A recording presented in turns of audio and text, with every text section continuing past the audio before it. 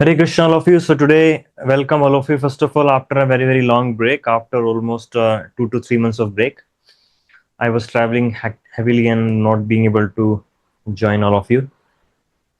So today we'll be discussing very interesting topic which came to my mind 2 days back, and I thought I should discuss with all of you and share whatever I was reflecting upon about this specific aspect in my life. So hope I am audible clearly. Everybody is able to hear me clearly, clear enough Yes, to Prabhuji. understand. Yes. Yeah. Okay. So today we'll be discussing when sweet turns sour and sour turns sweet. Looks really fascinating to hear first time what it is about. So I want all of you to think a situation or a relationship or your relationship with any specific object, any specific sensual object. It started with being very sweet. Relationship started being very sweet, very congenial, very loving, very intense, very deep. And over a period of time, it start becoming sour. The same relationship, what you thought is loaded with sweetness, start becoming like a bitter gourd. I want all of you to think about any specific relationship or about any specific situation wherein you thought, okay, now this situation is perfect for me. I'm so loving it. The house is great. The ambience is good. I'm loving this specific place or position or situation in my life. But gradually, the same house or the same place started becoming very boring. It started becoming very like a ghost town, like a ghost house. And you felt that is the last place you want to live in. Or any specific object, let's say any specific eatable. You thought, oh, this nice cake, this is very sweet. And you kept on indulging till the point your stomach start breaking down, and you had the next 3 days a very bad diarrhea, and it turned out to be very sour. Think of any specific relationship, think of any specific situation or any object which started with very sweet and loving and deeply intenseful, but it ended up being very sour. If you have thought enough, anybody who would like to share what's your experience been, and if anybody would like to share anything, Yes, how this Prabhuji, I thing. can share. Yeah. Sure, yeah, please go ahead, Lakshmi. So mainly in the relationship, I used to my spouse or my uncles, my best friends. Um, I used to count on them so much, and they were there for me when I needed them. But over the it was like nice relationship. What, one phone call away when I need help. But then over the time, they were not there for me when I need them. So I used to be very bad feelings towards them. Like could be the right word may be sour. But then I also realized as the time passes by, I was not there when they need me because I have my own priorities. So at the end, I came to the conclusion um, nobody can be there for you except you and the God. Um, so right now I'm in a stage where I don't feel the sweet turned into sour anymore. That's the life. Um, as I cannot be there in their life whenever they need me, I cannot expect them to be there for me whenever I need, or so I don't have that. I used to have that sweet to sour feeling, but not anymore. I came to the Yeah. conclusion only God will be with you, and you need to accept whatever it comes to your life, and be, yeah, just be calm. Yeah.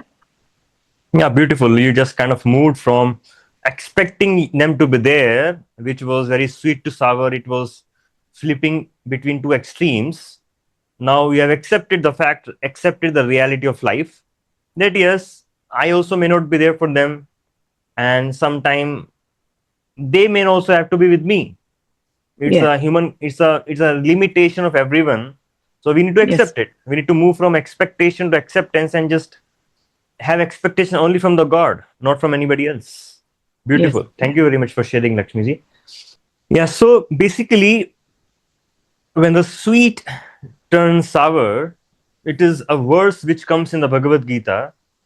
The thing which is nectar in the beginning become poison in the end. What looks like very deep, intense, very powerful, very thrilling experience turn out to be the other way around. The reason is there are multiple reasons to that. There are multiple facets to that. One of the very important reason is this world is full of duality. The love brings hate along with that. There is a deep hatredness which is hidden in any sort of a love which you may experience. So what happens is, as you rightly pointed out, Lakshmiji, it is about the expectations. Unless we are able to move from the great expectation what we have from people, what we have from situation, what we have for object, and what is that expectation we have. You said that you have kind of moved from that expectation to acceptance. The fundamental expectation we have from people is that they will complete me, they will Yeah. fill me, they will fill my vacuum, they will complete my soul. So we are trying to complete the God hole within us with that person, with that object, with that situation. What do I really mean when I say God hole? We all of us are individual spiritual being, have a very deep, intense, loving relationship, spontaneous loving relationship with Lord Sri Krishna, the Supreme Lord. And we have forgotten that. So from heart, Krishna has been scooped out in a sense. So if Krishna is being scooped out of our heart, so what size of hole would be in our heart? It would be Krishna size hole. If it is Krishna size hole which is in my heart, and I'm trying to fill that heart with small, small pebbles, with small, small object, with tiny living individual beings loving relationship. Can it ever be fulfilled? Can you ever fulfill the vacuum created by removing Krishna from your heart, who is like infinitely loving, with that finitely tiny drop of individual, that too contaminated loving relationship? Can we ever? No, we cannot. So we are constantly in search for that completeness. We're constantly in search for that to fill that vacuum, but we're trying to find the right thing at a wrong place. So, first thing what we need to understand is, we need to understand that this expectation what we have from people is an expectation we should be having from Krishna. So it is a misdisplacement of an expectation from Krishna to other living entities. And when it is, see, now the dynamics plays out even more deeper. You're trying to expect something from that person, and in that relationship, even that person is trying to expect something from you. So my shadow, my darkness of not being able to establish my relationship with Krishna is meeting other person's darkness. And other person's darkness, the variation could be different, but the fundamental thing is same. Let's say, for example, I may be experiencing vacuum of love in my heart. That is Krishna's loving relationship. The other person may be lacking that support, that finances, that kind of things in their life, which is again all come from Krishna. So other person's need is different, your need is different, other person's expectations are different, and your expectations are different, and I am thinking that person is going to fulfill my heart, and that person is thinking I'm going to fulfill their heart. You see, now with that expectation we come together and we get a glimpse. Oh, now I feel a sense of completeness. For a long time it was incomplete. Now I get a glimpses of that completeness, at least euphorically in my mind. Then what happens? Slowly, when we start coming closer and closer and closer, we start seeing, oh, that's not there. I'm not getting what I wanted. At the same time, I'm carrying other person's burden now. It could be different levels of burden, which I never thought it would come into the place. And we keep triggering each other's button at different times because of not being able to complete them, and they are not able to complete us. So we are meeting each other's shadow when we come closer and closer and closer. We're meeting each other's darknesses when we come closer and closer and closer. And the more closer you come, the more you're able to see their darkness, the more disturbing it is for other person. And more, because it is more disturbing for other person, what happens is you're creating a sense of creating one more darkness, because darkness meeting another darkness, creating more darkness is a explosion of darkness, compounding effect of darkness. And when you live in darkness for a long time, what happens? Things start turning sour. Useless friction, unnecessary arguments, unnecessarily we are just trying to rub against each other to trying to fulfill myself, it start turning sour. The thing which appeared to be very sweet is no more sweet. So now that is how the things turn from sweet to sour. Opposite happens when we start developing relationship with Krishna. So when we start developing relationship with Krishna, it appears very sour. Sour because initially I'm not getting anything. I'm not experiencing what I want to experience in relationship with God. What I experience is, oh, I have to chant Krishna's name. I have to let go of certain habits in my life. I have to read some Vedic literatures. I have to do some service to Krishna. I have to do some austerity. I have to give up certain aspects of my pleasurable, so-called pleasurable aspects of my life. It feels very sour. It feels very painful. It feels very challenging. But have you eaten, any of you, the raw mango? How does raw Yes, mango taste? Prabhuji. How does raw mango taste? Sour, like not Very sour, khatta, bitter, right? bitter, yeah. Is not. I don't eat sour mango, but if you allow that mango to remain for some time and it starts changing its color, it start turning yellow from green. How does it taste? Sweet. Sweet.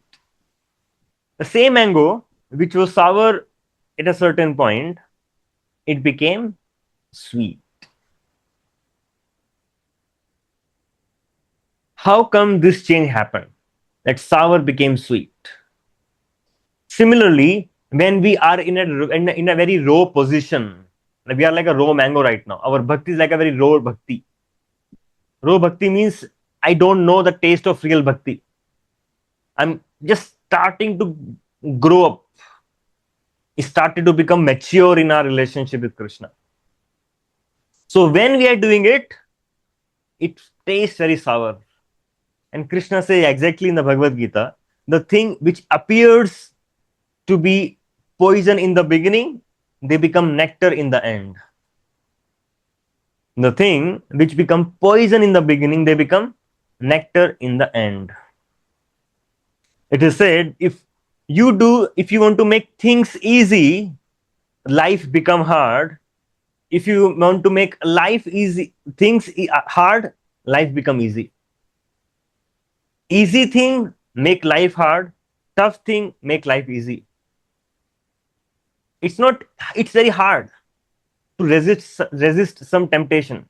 It's very difficult to dedicate some time for my own spiritual growth.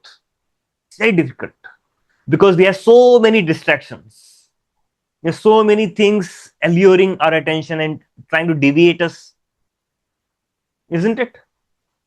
So to be able to withdraw your attention, withdraw your mind from so many enticement of this world, it's very difficult. But the fruit which is going to give you is like a raw mango becoming a ripened mango. And when mango become ripened, do you get satisfied simply by eating one mango? Like it's a mango season now. You get a very tasty, very sweet, very matured, full of nourishment, full of like fibrous that mango. Do you just want to eat one mango? You just want to eat more and more and more mango. Unless you don't have any stomach issues, of course. In this material world example, have some limitations. But when you want to eat the spiritual mango of the taste of Krishna's relationship, that is extremely sweet, and you just want to get indulged more and more and more and more into it. So that's a fundamental thing when we want to move from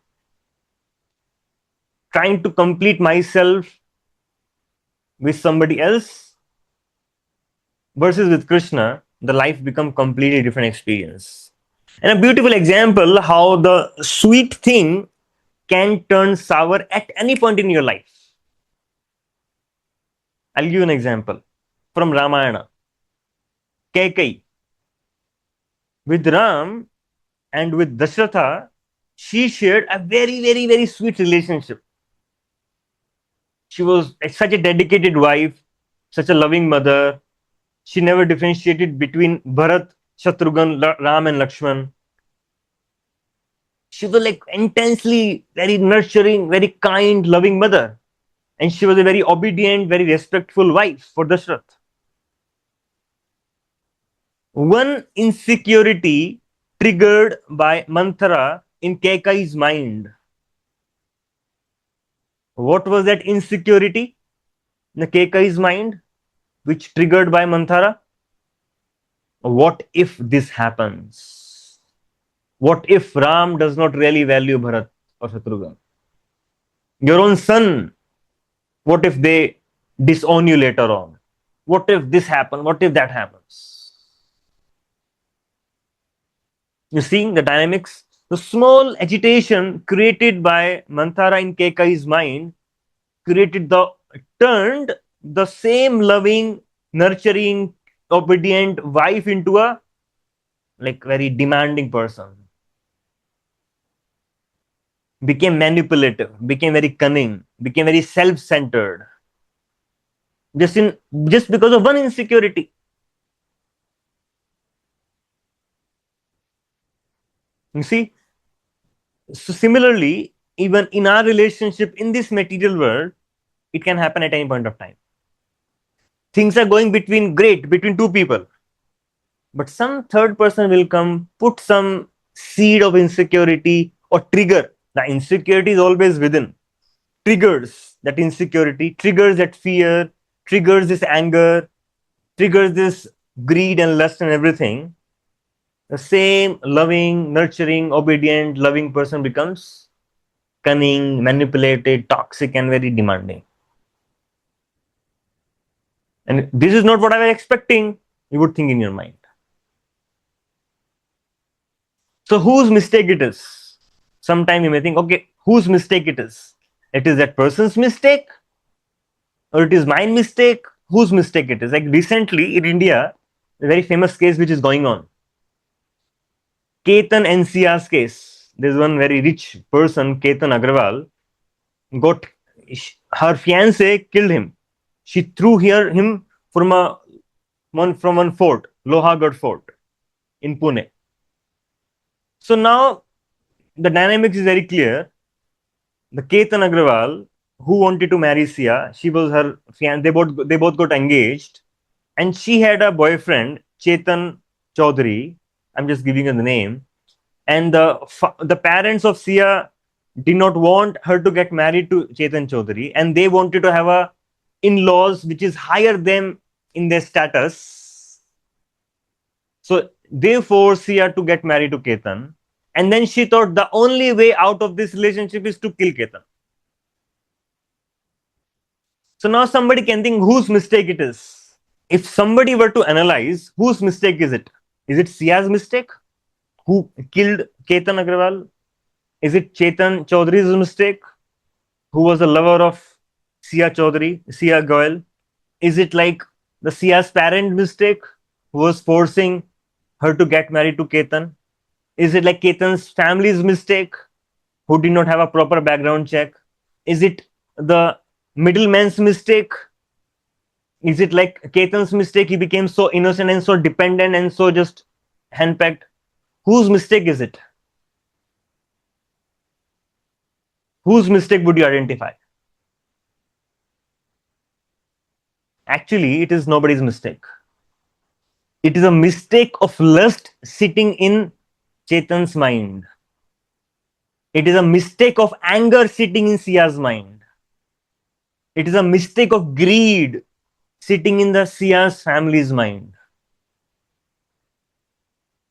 See, it is lust, anger, and greed. It is their mistake, which is seated in the mind. So Krishna says in the Bhagavad Gita, Kama, Krodha, Tatha, Lobha, Tasmat, Edam, Tiram, Trajet. Trividam, Naraskayedam. There are three enemies which lead us to hell. What are these three enemies? Lust, anger, and greed. Kama, Krodha, Lobha. It is lust sitting in that couple's mind, which overwhelmed their system that they just wanted to kill that person. Anger sitting, how this is the person who is coming between me and my boyfriend and me and my freedom.